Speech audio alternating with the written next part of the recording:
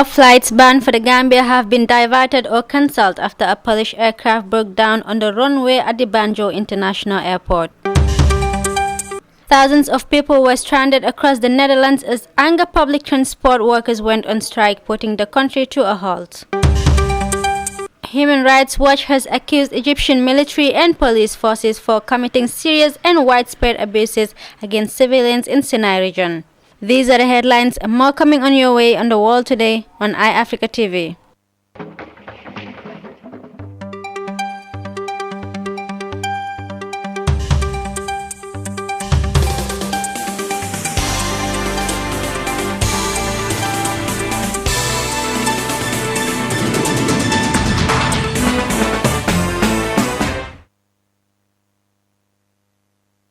Hello viewers, you are watching the World Today News Bulletin. I am Fatmata Jaju. We now kick off with our first story. The Banjul International Airport is closed after an enter-air plane from the UK broke down yesterday on the runway in the Gambian capital. All flights banned for the Gambia have been either diverted to Dakar or cancelled after a Polish aircraft broke down on the runway at the Banjul International Airport Tuesday.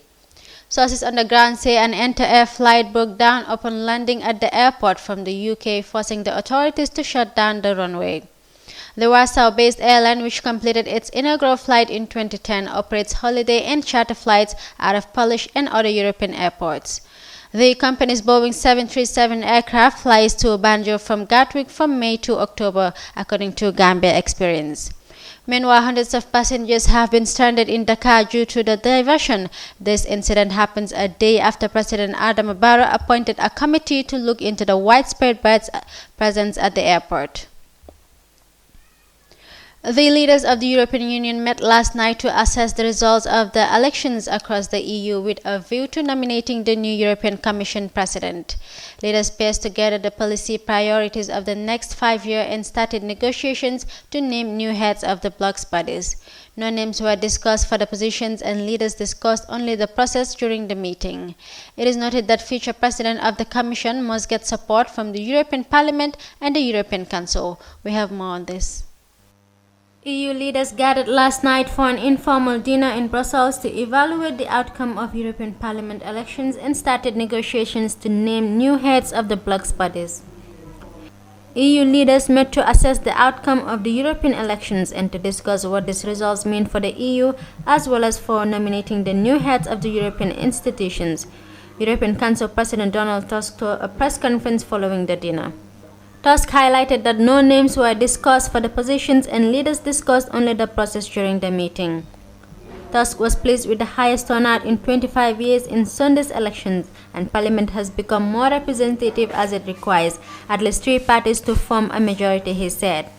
It will reflect a much greater diversity of views and national sensitivities. He said the future president of the Commission must get support from the European Parliament and the European Council. The treaty is clear. The European Council should propose and the European Parliament should elect, he said. The president of the EU Commission is nominated by member states and Parliament needs to approve the candidate by an absolute majority, adding he would start consultations with Parliament in line with the founding treaty. He also noted Brexit was a significant reason for the vote for pro-European parties. Manfred Weber's European People's Party, the umbrella group of centre-right parties, has become the largest faction in Parliament, winning 180 seats in the 751-seat body in elections Sunday. But the EPP needs support from at least 2 political groups in Parliament to build a majority. The Gambia Police Force have arrested 21 people in connection to last Saturday's violent clash between cars in Koina, Upper River region. This was confirmed to iAfrica TV by the Public Relations Officer of Police Superintendent Lamin Jai on late Tuesday, adding that the arrested people have been charged and arraigned before the Basse Magistrate Court earlier today and will remain in custody until June 17, 2019 for further hearing. They were charged with offences ranging from assault, causing bodily harms, destruction of properties, amongst others. Let's take a look. Yes, what we can say about this is the fact is that this thing happened on the 25th, that is the past Saturday, and it's a dispute between the community members of Koina, and when the actually we understand that it was because somebody was wearing a T-shirt that has the inscription Gambana. I don't know what Gambana means in Sarahule, but it seems this created an unrest among some other people, and eventually this resulted to violence between them. And upon receipt of such information, the police deployed the Fatoto PIU to the scene and they restored calm. And then the police opened an investigation to look into the level of involvement of individuals during the course of the violence. As a result of this, 21 people have been arrested and they've been charged for various offenses ranging from assault causing actual bodily harm, because during the course of this fire incident, there were destructions to property, injuries to persons, and also even some houses were burned. And as a result of this, investigations show that 21 people are culpable and they've been arrested and charged for various offenses ranging from assault causing actual bodily harm, also arson, and also incitement of violence. So they have been arraigned before the Basel Magistrate Court today, and the court has remanded them until the 17th of June when hearing continues. They are currently arraigned before the court, and the court has remanded them in custody until the 17th of June when hearing continues. We understand similar incidents have happened, but you know, policing is about using multiple approaches in incidents. Every incident has its way to be approached, and for this incident being a separate situation as far as the occurrences are concerned, this is why it has been treated also accordingly. And this is why this time around the police have opened an investigation and they've looked into the magnitude of the involvement of people that are involved in this unrest, and this is why those people have been found culpable and they've got charged and they've been arraigned before. 22 people in connection to the Koine incident to face the law on numerous counts. Egyptian military and police forces in the Sinai Peninsula are committing serious and widespread abuses against civilians, Human Rights Watch said in a report released today. Some of these abuses part of an ongoing campaign against members of the local ISIS affiliate, the Sinai Province Group, amount to war crimes. The 134-page report titled "If You Are Afraid for Your Lives, Leave Sinai" provides a detailed look into an underreported conflict that has killed and wounded thousands of people, including civilians, militants, and members of the security forces since fighting escalated in 2013. Let's take a look. Egyptian security forces are carrying out serious and widespread abuses in the Sinai Peninsula, some of which are tantamount to war crimes, Human Rights Watch warned yesterday. Egypt's military and police are currently engaged in an offensive to root out Daesh's local Egyptian affiliate, called Sinai Province. The Rights Monitor said Egyptian efforts include mass arbitrary arrests, enforced disappearances, torture, extrajudicial killings, and possibly unlawful air and ground attacks against civilians. The findings follow the group's 2-year investigation into the conflict that culminated in the release of a 134-page report. Instead of protecting Sinai residents in their fight against militants, the Egyptian security forces have shown utter contempt to residents' lives, turning their daily life into a non-stop nightmare of abuses. Mark Page, the Watch's Deputy Middle East and North Africa Director, said in a statement accompanying the report's release.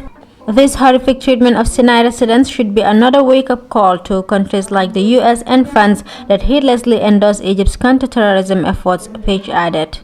During the course of the conflict, which escalated in 2013, Egyptian authorities arrested 12,000 residents of Sinai Peninsula despite publicly acknowledging taking just over 7,000 into custody, the report said. Many of those who were detained were arbitrarily arrested and forcibly disappeared, and some were extrajudicially killed, according to Human Rights Watch, which documented 20 cases of individuals who were secretly detained, being killed, and their deaths being later blamed by officials on shootouts. The group said thousands of local residents likely fled the area or were forcibly evicted by security forces. Human Rights Watch further said the Sinai Province has been engaged in horrific crimes that have included indiscriminate attacks, including bombings of populated areas, kidnappings, and killings of some of those who were abducted. Human Rights Watch reported that Egyptian military and police forces in the Sinai Peninsula are committing heinous crimes against the civilians.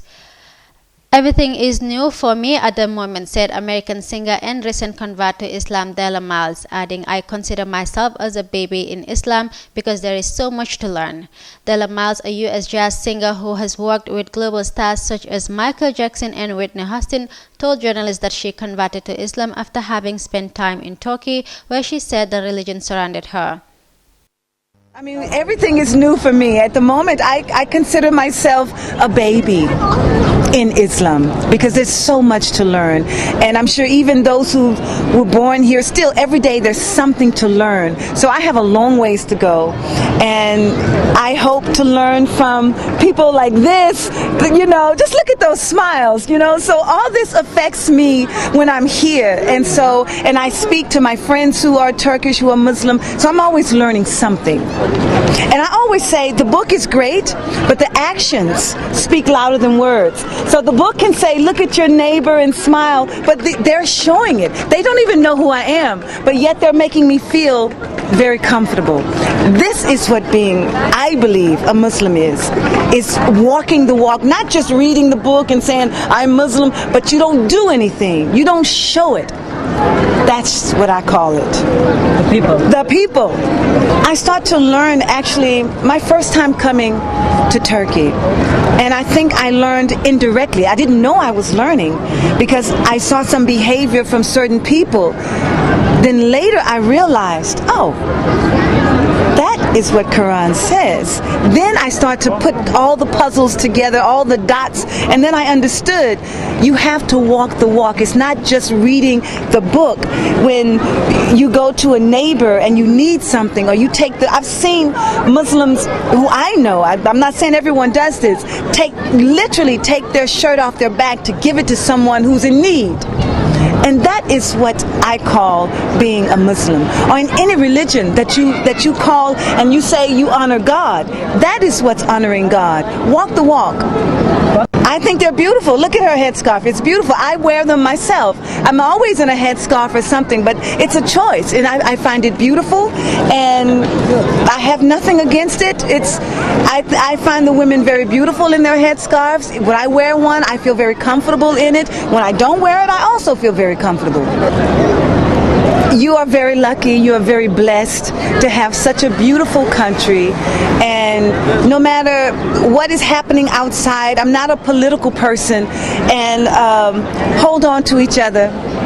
Keep yourselves, your tradition. I haven't lost my traditions. I keep my traditions. They're here. I will never lose them. And no matter if I'm in Europe, if I'm in Turkey, it doesn't matter where I am. And so I just say, hold on to yourselves, love each other as you do, and I hope to see you in the next concert. That was Della Miles, a US jazz singer who recently converted to Islam. Coming up after the break, at least 23 people have been killed by armed bandits in Nigeria's northwestern Zamfara state, police confirmed yesterday.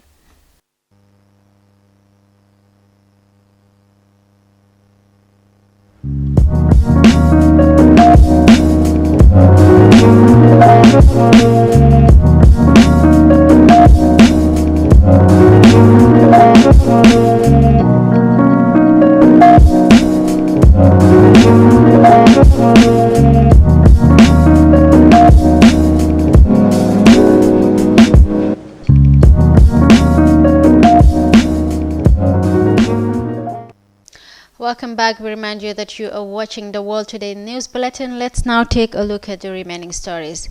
The Netherlands faced a public transportation employee strike yesterday that severely affected the entire country. Thousands of public transport workers went on a one-day strike across the country following a call by the Dutch Trade Union Federation, angered by proposed reforms of the country's pension system. The strike caused the public transportation system across the country to come to a halt. Regional bus services and the metro in Rotterdam and Amsterdam were also halted by the work stoppage. Sajid Sambo gives us more. A strike by Dutch public transport workers yesterday emptied public transportation stations and caused long traffic jams. Thousands of public transport workers went on a day strike across the country, following a call by the Dutch Trade Union Federation FNV, angered by proposed reforms of the country's pension system. The strike caused the public transportation system across the country to come to a halt. Regional bus services and the metro in Rotterdam and Amsterdam were also halted by the work stoppage. A total of 696 kilometers of traffic jam clogged the country's roads during the day-long Dutch transport workers' strike. Some schools postponed the exams, while some students spent the night at the school to avoid being late for the exam. Some of the workers without cars have worked from home. Approximately 80 flights were cancelled due to the strike at Amsterdam's Schiphol Airport. In a written statement by Workers' Federation, it was said that there was still no agreement with the government on improving the pension law, so the decision to strike was taken. At the R20 Climate Summit in Austria's capital Vienna, Antonio Guterres, Arnold Schwarzenegger, Greta Thunberg, and Austrian President Alexander Van der Bellen called on global leaders to ramp up action on climate change. The World Summit of the R20 Coalition, a UN-supported environmental organization, was founded by former California Governor Arnold Schwarzenegger. UN Secretary General Antonio Guterres, who just returned from a fact-finding visit to the South Pacific, told the gathering that his goal for the upcoming UN Climate Summit in September was to see a leap in national and collective political ambition. He was asking world leaders to arrive to New York in September, not with beautiful speeches but with concrete plans for the required climate action. And I'm asking leaders not to come with beautiful speeches, but to come with concrete plans to promote the climate action we need. And my goal for the summit is to showcase a leap in national and collective political ambition. And I believe that as taxpayers we would prefer to see our money back than to see our money used to destroy the world. We need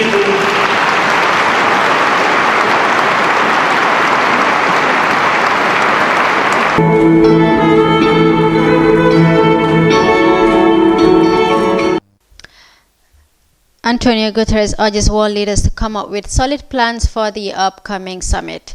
At least 23 people have been killed by armed bandits in Nigeria's northwestern Zamfara state, police confirmed yesterday. Muhammad Shehu, police spokesman for the state, told journalists that the incident occurred in Kaura Namoda, local government area of the state. He said normalcy have been restored in the area after heavy security deployment. We have a combined team of security operatives, including an Air Force surveillance helicopter patrolling the areas, Shehu said. Zamfara has been the worst hit by armed bandits attacks in the northwestern region, with several hundred people already killed and thousands displaced. A spokesperson for the Office of the United Nations High Commissioner for Human Rights condemned the rise in anti-Semitic incidents taking place in a number of European countries and the United States. Speaking to reporters in Geneva, Marta Hurtado noted that just in the past week, after a significant increase in anti-Semitic incidents in Germany, the government official charged with combating anti-Semitism felt the need to urge Jews in parts of the country where incidents have been taking place to consider avoiding wearing kippas on their heads in public in order to draw attention to their race and religion. We condemn the rise in anti-Semitic incidents taking place in a number of European countries and the United States.